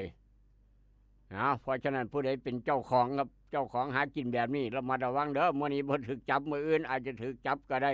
เสียชื่อขายหน้าพร้อมหมู่บ้านใดเป็นสิว่าบ่ได้น้ำหมู่ละผู้ใหญ่บ้านแหนบทองคำเนี่ยว่าบ่ได้ละเป็นข่าวเหตุการณ์นี้เกิดทางจังหวัดเพชรบุรีบ่ไม่เกิดทางบ้านเฮาครับจากเหตุการณ์มาทางเหตุการณ์นี้กับยาสีฟันหมอจุฬากาแฟดรเจอันนี้แปลกๆเกิดขึ้นตลอดทะเลสาบครับทะเลสาบทางจังหวัดสงขลาพี่น้องเข้าใจคำว่าทะเลบ่ทะเลต้องใหญ่กว่าหนองใหญ่กว่าห้วยใหญ่กว่าอย่างอื่นครับทะเลสาบทางสงขลาฟังจังหวัดพัทลุงครับเกิดหยังพี่น้องขนาดย่ำฝนนี่ครับขนาดย่ำฝนนี่ย่ำฝนแท้ๆครับทะเลสาบสงขลาฟังจังหวัดพัทลุงปาก็ว่าเกิดฮือฮาครับเกิดหยังครับเกิดน้ำแห้งลงคือจังแม่น้ำโขงน้ำแห้งครับน้ำแห้งขนาดย่ำฝนน้ำแห้งลงบาดนี้คือจังแม่น้ำโขงเกิดหาดบ้านเฮาเอิ้นว่าหาดกลางแม่น้ำโขงน้ำโขงล้อมรอบหาดอันนี้เพิ่นบ่ว่าจังสันบาดนี้เกิดเรื่องฮือฮาคนไปเที่ยวถ่ายรูปกันเต็มครับขี่เรือไปอยู่กลางทะเลสาบสงขลาฟังพัทลุงครับนั่นคือเอิ้นว่าสันหลังมังกรหาดโพครับหาดโพอยู่กลางทะเลสาบบ่เคยเห็นพี่น้องแห่กันไปเที่ยวแห่กันไปเบิ่งบาดนี้เอิ้นว่าสันหลังมังกรว่าซั่นว่าพ่อครั้งแรกกลางทะเลสาบสงขลาฟังพัทลุงครับพี่น้องหลั่งไหลกันไปเที่ยวถ่ายรูปกันไปเบิ่งการหาปูหาปลาโอ้โหครับหากุ้งอยู่ทะเลสาบสงขลาจังสี่ก็มีคือกันบ้านเฮาถ้าแม่น้ำโขงช่วงเดือน5ก็เอิ้นว่าหาดโพอยู่กลางแม่น้ำโขงครับลักษณะคล้ายๆกันแต่ว่าทางพุ่นเพิ่นเอิ้นว่าสันหลังมังกรครั้งแรกที่พ่ออยู่กลางทะเลสาบแปลกบ่พี่น้องเป็นเรื่องแปลกนี่ครับในโลกยุคปัจจุบันซุมื้อเนี่ยจากเหตุการณ์นั้นมาทางเหตุการณ์นี้ครับจากเรื่องแปลกทางสงขลาอันนี้ก็ถือว่าพ่อแบบใหม่มหาวิทยาลัยเกษตรศาสตร์พ่อบัวบางชนิดครับดอกบัวบางชนิดพ่อบัวบาครับบัวบาเพื่อเรียกว่าบัวบาชนิดใหม่ของโลก5 อย่างน้องน้ำแหล่งน้ำในประเทศไทยบอกถึงความร่ำรวยทรัพยากรพืชของประเทศไทยครับย้ำความสำคัญงานวิจัยวิทยาศาสตร์พื้นฐานสถาบันการศึกษานี่คือมหาวิทยาลัยเกษตรศาสตร์พ่อบัวบาชนิดใหม่ของโลก5 ชนิดบัวเป็นแฉกพี่น้องตามรักดอกบัวเป็นอย่างก็มาเป็น4 บาทคือคนเอามีดตัดบานออกมาแล้วเป็นแฉก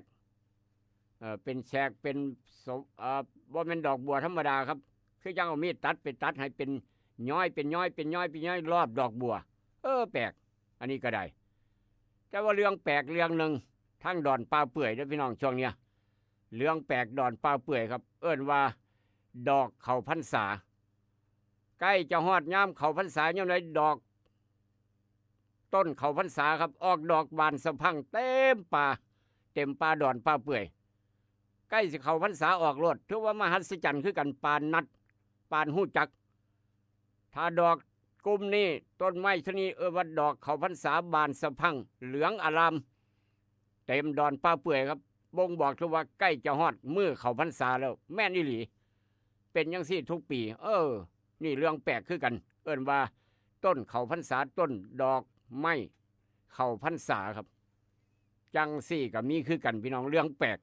ในโลกใบนี้ครับเอามาเว้าสู่พี่น้องฟังจักหน่อยดอกนี่ครับดอกบัวนี่เป็นแฉกโอ้โหงามอีกรูปแบบหนึ่งนี่คือเรื่องแปลกของประเทศไทยวันนี้ครับจากเหตุการณ์มาทางเหตุการณ์นี้เรื่องเศร้าทางมุกดาหารหลานน้อย11 ปีขับรถตำพระนั่นแหละครับมรณภาพหลายรูปพี่น้องแห่โศกเศร้าแห่โศกกันโอ้ยพี่น้องเลยซอยกันรวมก่ออิฐเฮ็ดกองฟ้อนครับเฮ็ดกองฟ้อนเอาอิฐแดงมากออยู่ในวัดน่ะเดินวัดน่ะสร้างเชิงตะกอนเพิ่นว่าเตรียมชาวมรกิจพระ7 รูปสร้างมองเชิงตะกอน7 มอ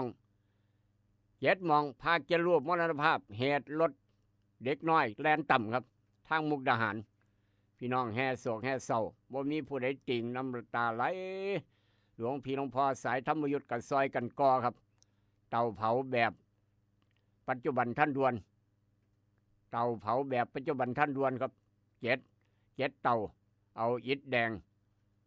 อิฐก้อนใหญ่ครับมาเลี้ยงกันมาสร้างขึ้นแบบปัจจุบันทันด่วนนี่เอิ้นว่าสร้างเชิงตะกอนเป็นข่าวครับทางตำบลตาเก่าอำเภอน้ำคุณจังหวัดอุบลอยู่วัดบ้านน้ำคุณครับวัดบ้านน้ำคุณพี่น้องบรรดาลูกศิษย์ลูกหาเคารพพ่อแม่ครูบาอาจารย์ทั้ง7 รูปได้เดินทางมาร่วมพิธีสวดพระอภิธรรมอย่างต่อเนื่องตลอดบัดมื้อครับมื้อวานนี้ก็ได้อยู่วัดบ้านน้ำคุณตำบลตาเก่าอำเภอน้ำคุณจังหวัดอุบลครับเพราะว่าพระ7 รูปนี้อยู่ทางจังหวัดอุบลครับมรณภาพเหตุรถกระบะต่ำจักสิวายจังไหนเนาะพี่น้องตั้งโรงทานกันเต็มหลวงตาสินทรัพย์ก็นำคณะไปตั้งโรงทานอยู่วัดบ้านน้ำคุณอำเภอน้ำคุณจังหวัดอุบลครับนี่คือข่าวเศร้าข่าวโศกพอฉะนั้นกำลังแก้ปัญหางัวหายล้อมคอกเหตุจังไดคอยจะบ่มีเด็กน้อยขับรถมาต่ำคนแบบนี้อีกประมาณนั้นจากเหตุการณ์มาทางเหตุการณ์นี้อันนี้ก็เด็กน้อย11 ปีคือกันเด็กน้อย11 ปีขับรถต่ำพระมรณภาพหลายรูปบาดเจ็บนอกนั้นอันนี้ก็เด็กน้อย11 ปีครับหลานน้อย11 ปีบ่ฮู้จักอีโหนนี่ยังตำรวจเจ้าหน้าที่ตำรวจเพิ่นไปจับกลุ่มมาได้ท่อไอเสียรถแต่งซิ่งแต่งหยังท่อไอเสียต่างๆครับเอามาเป็นของกลางอยู่ในโรงพักเอามากองร่วมกันอยู่ในโรงพักเก็บไว้ในโรงพักครับทั้งท่อไอเสียท่อซิ่งน็อตแหลมน็อตยังกระยากองเต็มทั้งรถมอเตอร์ไซค์ของกลางอยู่ในโรงพักปรากฏว่าขบวนการ11 ปีลูกหลาน11 ขวบมาเห็นหยังครับบุกมาโรงพักมาลักท่อไอเสียของกลางในโรงพัก4 คืนซ้อนๆครับมันหลอยยกคณะ11 ปีคือกัน11 ปี11 คนครับลูกหลานโทเก่งคัก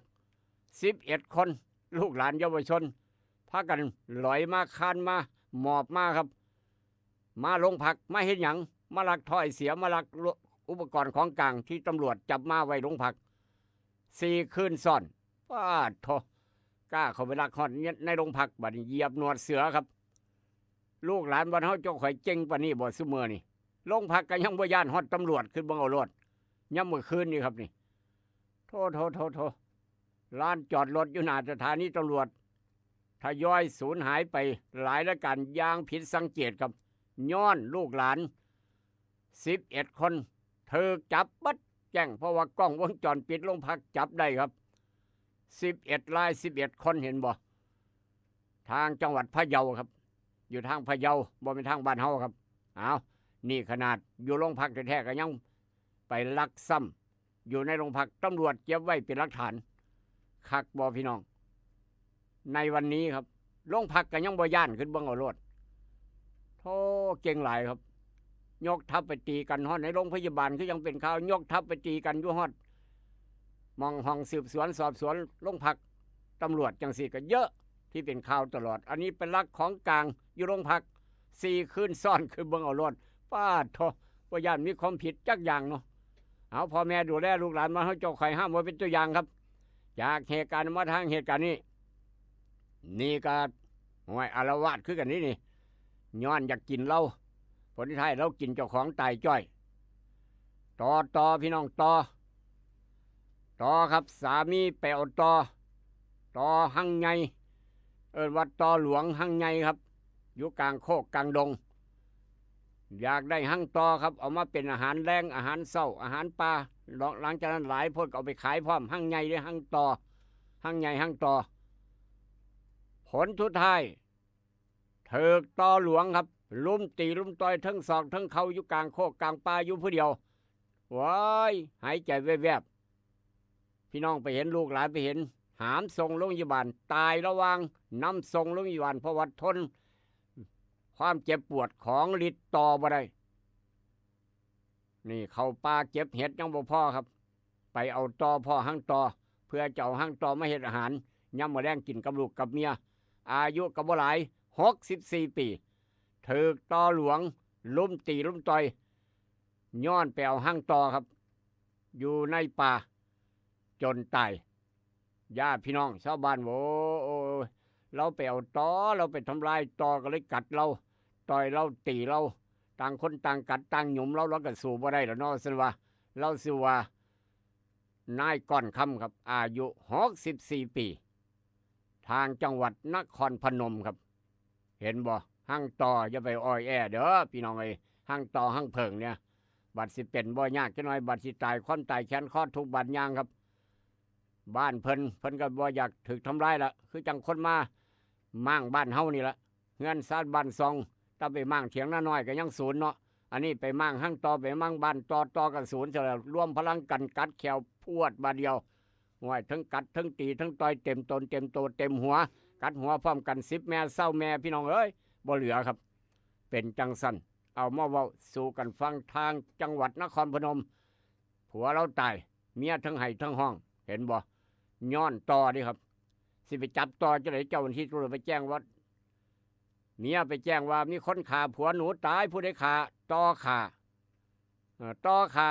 อจักโตแล้วว่าหลายโตโพดพุ่นบินอยู่ทั้งต้นไม้พุ่นสิไปจับจังไหนล่ะตำรวจบ้านเป็นข่าวเอามาเว้าสู่กันฟังห้ามไว้เป็นตัวอย่างครับจากเหตุการณ์มาทางเหตุการณ์นี้ครับอันนี้ก็ลูกชายป่วยพิการพร้อมลูกชายป่วยพิการพี่น้องพิการทางสมองเว้าโดนนั่งน้ำลายไหลอยู่โดนถามว่าได้ยินบ่กะเสยบ่ปากบ่ติ่งลูกชายป่วยพิการทางสมองพ่อกับป่วยบ้านหลังนี้พ่อป่วยครับลูกชายกับป่วยพิการทางสมองพ่อกับป่วยหาข้าวให้ลูกชายกินก็บ่ได้พ่อกับป่วยลูกชายเบิ่งพ่อก็บ่ได้ประมาณ5 มื้อครับพ่อตายตั้งแต่ยามใดบ่ฮู้จักลูกชายกับป่วยนั่งอยู่หั่นล่ะบ่ปากบ่ติ่งบ่เว้าสู่ผู้ใดฟังครับพอเราตายเราก็นั่งเฝ้าพ่ออยู่หั่นบ่กล้าบอกผู้ใดคนข้างบ้านหมู่บ้านเดียวกันคุ้มเดียวกันเอาไปหยังคือเหม็นว่าซะว่าเป็นหนูตายว่าเป็นหนูตายก็บ่แม่นหนูตายคือเหม็นแห้งแท้ย่างพันไปมาฮอดบ้านหลังนี้เหม็นโลดฮอดบ้านหลังนี้เหม็นโลดโทก็เลยย่างขึ้นไปถามบักลาอยู่กับผู้ใดอยู่กับอีพอครับว่าซั่นว่าไหนล่ะพอน่ะนี่นอนอยู่หั่นเด้ว่าเราตายจนไข้แล้วครับจนไข้จนเน่าแล้วลูกชายป่วยพิการปากก็บ่ได้เว้าก็บ่เห็นย่างก็บ่ได้อีกต่างหากโอ้ยทรมานคักเหตุการณ์นี้เกิดทางพระประแดงจังหวัดสมุทรปราการ หมู่เดียวกันคุ้มเดียวกันทางสังคมเมืองเนาะสังคมเมืองให้ว่าหมู่จักเป็นจักตายบ่ถามกันครับห้องติดกันก็ยังบ่ถามกันนี่สังคมเมืองบ่คือสังคมบ้านเฮาเด้สังคมชนบทบ้านเรานี่คุ้มเดียวกันเบิ่งกันแย่งกันบ้านนั้นออกไปทำมาหากินบ้านนี้ไปหันมานี่บ้านนี้ไปเฮ็ดเวียกหยังมีการซุ่มแซวกันนี่คือสังคมชนบทสังคมเมืองไงว่าบ้านติดกันห้องติดกันก็ยังบ่ถามกันขึ้นเบิ่งเอาโลดเหตุมันเกิดอยู่ทางพระประแดงจังหวัดสมุทรปราการบัดเนาบัดเหม็นเราค่อยไปถามกันพี่น้องเอ้ยนึกว่ามันหนูตายเพิ่นว่าอันนี้คนตายแท้ๆลูกเพิ่นยังพิการอีกต่างหากเว้าก็บ่ได้ก็นั่งเฝ้าพ่ออยู่หามื้อเต็มบ่กล้าบอกผู้ใดจักสิบอกว่าจังไดว่าซั่นละว่าประมาณนั้นเป็นข่าวเอามาเว้าสู่กันฟังเอาละครับหลายคนเปิดแอร์หลายคนเครื่องไฟฟ้าค่าไฟแพงครับเพราะฉะนั้นอีหยังแพงกว่าหมู่ห้วยเปิดแอร์เบิดมื้อเบิดคืนนี่แล้วค่าไฟแพงแม่นหรือบ่แม่นเพิ่นว่าจังซี่การรวบรวมข้อมูลรายละเอียดค่าไฟเครื่องไฟฟ้าแต่ละอย่างเอาตั้งใจฟังจังหน่อยบ่ต้องเถียงกันครับเปิดอย่าเปิดแอร์โดนหลายเปิดตั้งแต่เช้าจนสอดแจ้งเบิดไฟเบิดเงินละแม่เพิ่นว่าเหตุมันเกิดไปจังไดมาจังไดไปฟังพร้อมกันครับนี่คือข้อมูลค่าไฟฟ้าของเครื่องไฟฟ้าแต่ละอย่าง10เครื่องไฟฟ้าที่กินไฟที่สุดต่อชั่วโมงครับเครื่องทำน้ำอุ่นพี่น้องเอาตั้งใจฟังเครื่องทำน้ำอุ่นเด้อผู้ใดมักอาบน้ำอุ่นครับกินไฟ 2,500 วัตต์ถึง 12,000 วัตต์ค่าไฟเฉลี่ย10ถึง47 บาทต่อชั่วโมง10 บาทฮอด47 บาทต่อชั่วโมงครับเครื่องทำน้ำอุ่นพอกินไฟหลายเครื่องซักผ้าพี่น้องซักผ้ายังมื้อเช้าเครื่องซักผ้ากินไฟประมาณ 3,000 วัตต์ค่าไฟเฉลี่ย12 บาทต่อชั่วโมงครับหากซัก1รอบใช้เวลา2 ชั่วโมงครึ่ง2 ชั่วโมงครึ่งจะเสียค่าไฟประมาณเสียค่าไฟครับจ่ายค่าไฟประมาณ30 บาทเครื่องปรับอากาศแอร์บ้านเครื่องปรับอากาศกินไฟ 1,200 วัตต์ถึง 3,300 วัตต์ค่าไฟเฉลี่ย5 บาทถึง 13 บาท5 บาทถึง 13 บาทหน่อยก็เครื่องทำน้ำอุ่นหน่อยก็เครื่องซักผ้าค่าไฟเครื่องปรับอากาศแอร์บ้านครับนอกจากนั้นเตารีดไฟฟ้ากินไฟ750 วัตต์ถึง 2,000 วัตต์ค่าไฟเฉลี่ย 3-8 บาทต่อชั่วโมงเพราะฉะนั้นผู้ใดรีดผ้าชั่วโมงหนึ่งจะเสียค่าไฟ 3-8 บาทครับหม้อหุงข้าวไฟฟ้าเมโตกินไฟ450 วัตต์ถึง 1,500 วัตต์ค่าไฟเฉลี่ย2 บาทถึง 6 บาทต่อชั่วโมงครับ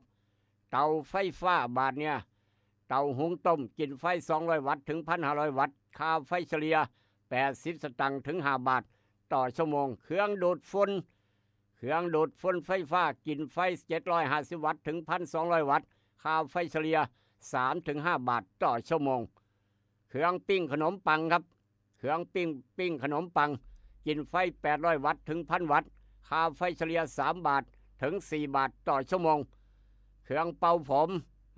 แม่บ้านเป่าผมดังจู่ๆจัดๆอยู่หั่นกินไฟ400 วัตต์ถึง 1,000 วัตต์หรือว่าลูกสาวเป่าผมจังเสียก่อนจะไปโรงเรียนครับกินไฟ400 วัตต์ถึง 1,000 วัตต์ค่าไฟเฉลี่ย2 บาทถึง 4 บาทต่อชั่วโมงนอกจากนั้นผู้ใดใส่เตาไมโครเวฟครับเตาไมโครเวฟกินไฟ